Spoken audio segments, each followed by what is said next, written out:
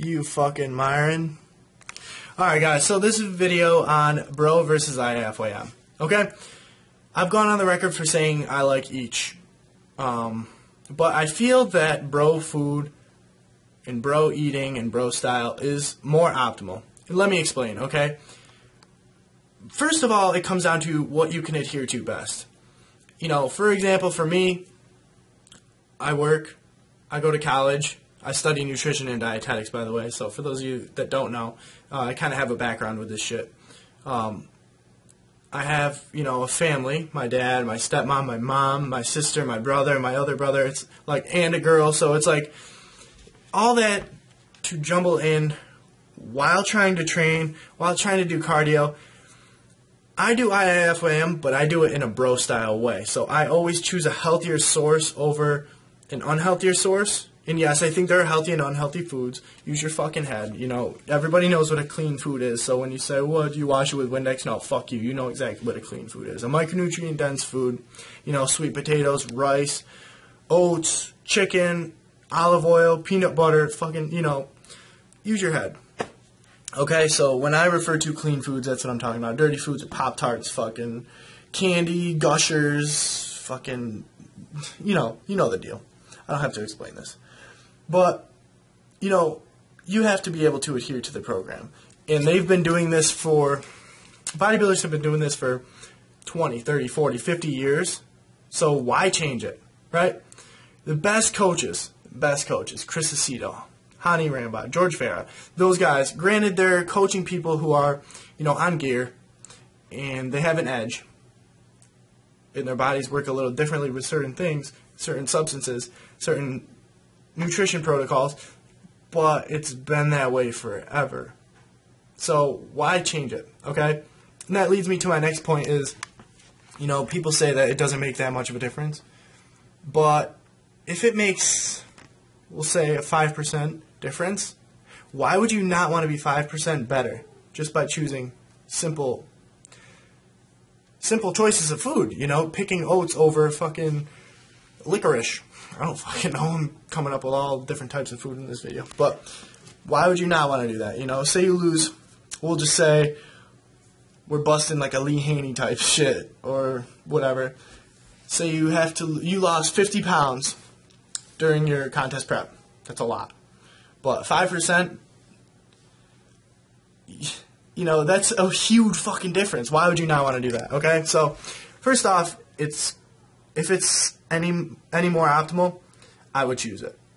The next point is meal frequency. I feel like bro eating, you know, 6 to 8 meals a day. I think that's better because if you're eating smaller meals more frequently, you're not getting that big bolus of food in your stomach. It doesn't have to expand as much because I found, at least for me, my stomach bloats and distends really easy. So by eating smaller, more frequent meals, my stomach's not going to bloat, and I'm going to look better, I'm going to feel better, I'm not going to be as tired, you know, so that's just what works for me.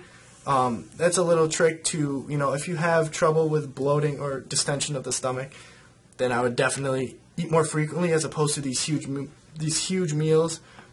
Again, that's kind of knocking intermittent fasting a little bit, but that's just my opinion, and I don't condone fucking binge eating because I've had a disorder in the past. Still sort of in some cases do, but, you know, I don't recommend eating enormous meals. But do I think it has a huge difference? No. Does it have some difference? Yes. If you want to be optimal, I would say 6 to 8 meals a day, more balanced meals, okay? The next thing I'm going to go into, and this is more so, this whole video is more so referring to someone in a hypocaloric state, meaning they're dieting or cutting. You know, it does apply to a bulking, but this is more so for a dieting bodybuilder. Food labels, okay? They're tricky as fuck, you know, and I feel so bad because people are misinformed and they don't know about nutrition, and I think they should. And to have adults giving their kids garbage food, it really pisses me off. And I just, you know, food labels, many people don't know this, but food labels are allowed to be in a 10 to 20% margin, right? So we'll say you eat a big frozen dinner, right? And the label says 1,000 calories. It can actually have 1,200 calories in that. That's 200 calories more than you think. That's just from one fucking meal. Think of that.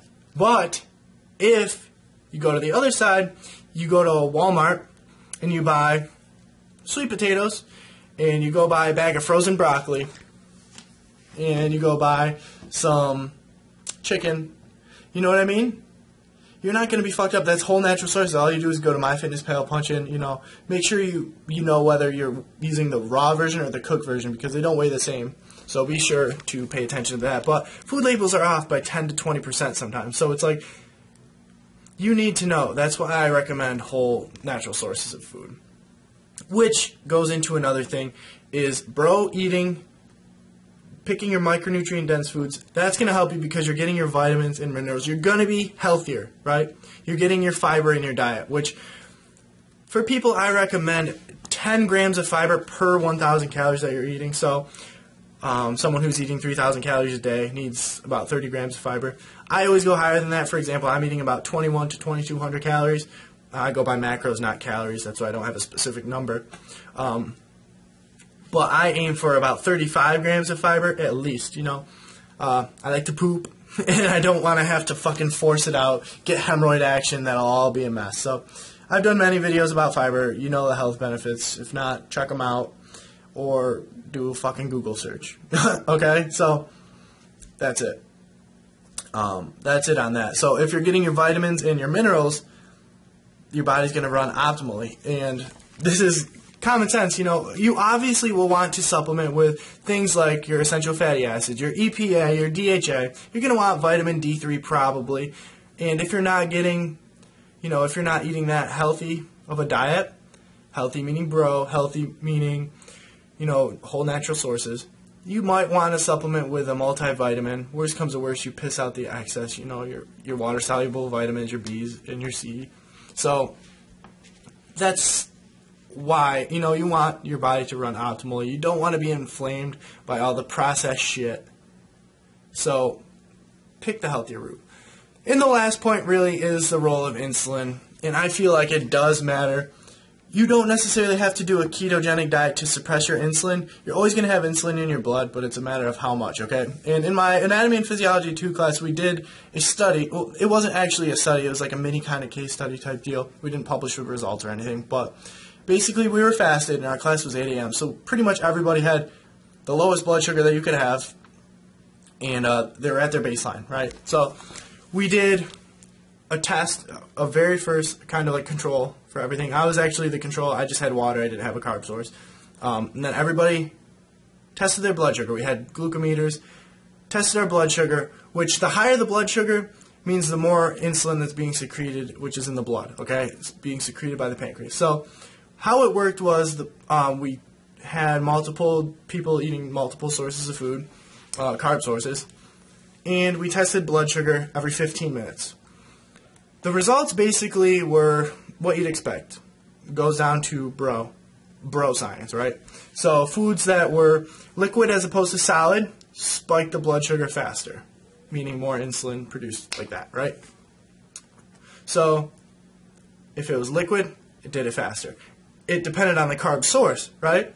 So simple sugars spiked it faster as opposed to starches or complex carbs or things with fiber.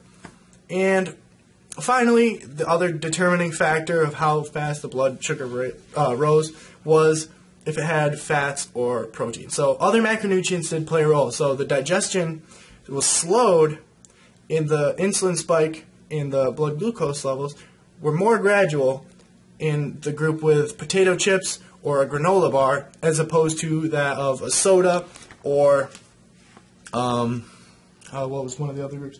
Or like apple or candy, right? So that's just kind of a mini study per se about how blood sugar is determined and shit. So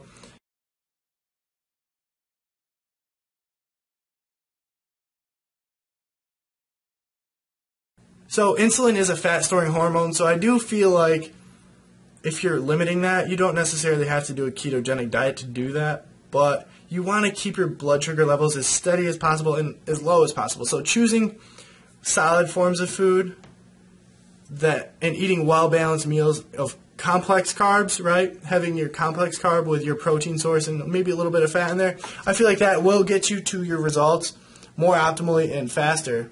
And everybody's about faster. They want results now. They don't want to fucking wait. We're in an instant gratification society. So, that's how it is. I feel that you should do what it takes to reach your results optimally, So doing those things, eating your raw foods, I feel will benefit you. And that's basically how I'm going to end this video, guys. Hope my points made sense. And don't forget, the bottom line is it generally does come down to calories in, calories out. Are these points going to cause you to maybe, get uber shredded glutes in like 2 weeks? Fuck no. Common sense, guys. Use your head. It's going to take time. That's what it comes down to. And there's no replacement for diet and training. Okay? Abs are made in the kitchen. I'm a firm believer. Obviously, you do have to hit every body part. Hit them hard. You got to train. And do cardio. I always say do cardio. You don't have to go all gung-ho right off the bat, but you do have to eventually progress, and you're going to want to do more as time goes on. That's just how it works. So, I'm going to close out this video. Hopefully this helps some of you guys out. I do recommend bro eating, and I'm going to close this motherfucker out. Peace out.